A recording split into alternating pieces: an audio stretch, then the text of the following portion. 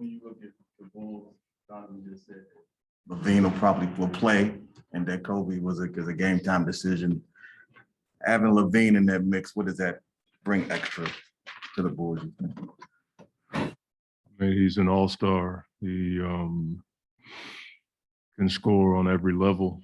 You know, he and DeRozan together have proven to be a 50-point punch, no matter how you slice it. So you just have to, understand how they try to score, make it difficult on those guys, change up the looks that they get.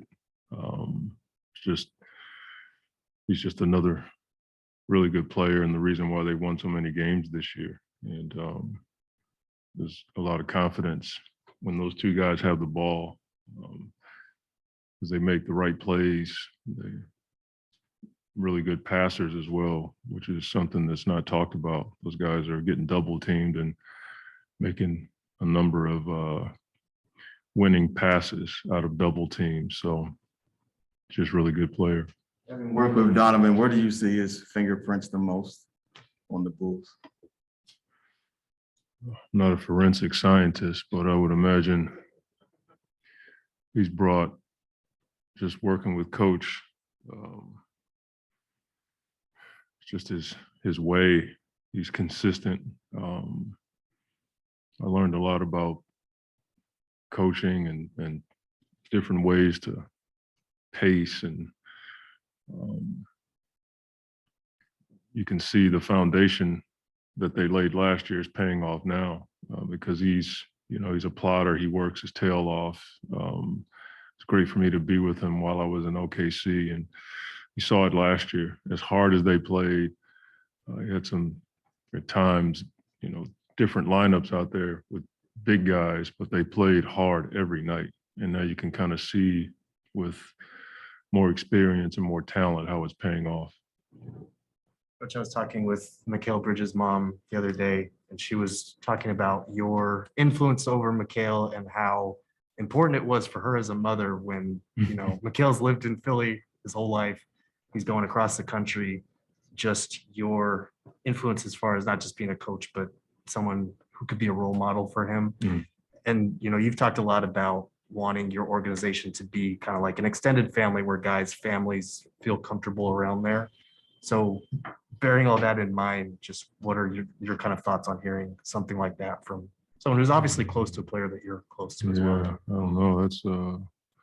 That's pretty humbling to hear that.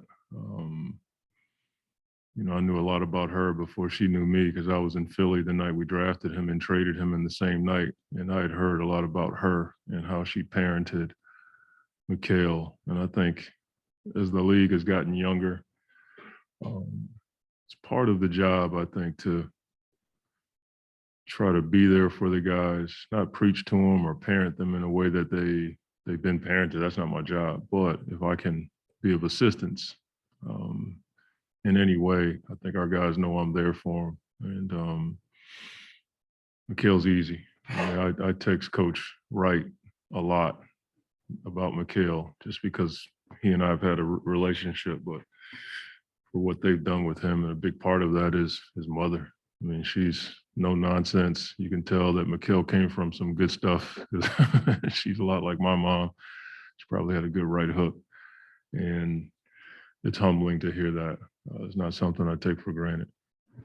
Coach, good to see you. You too. So not only this year, last year, did this whole Phoenix Suns surge start in the bubble, do you think?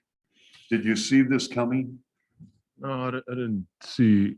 It'd be easy for me to sit here and say, once we finished the bubble, we knew we were going to be in this position. That's not the case. I think for me, it was just a progression from my first talks with all of our players when they told me how much they wanted to play the kind of basketball that we were going to propose, and just who they were as people.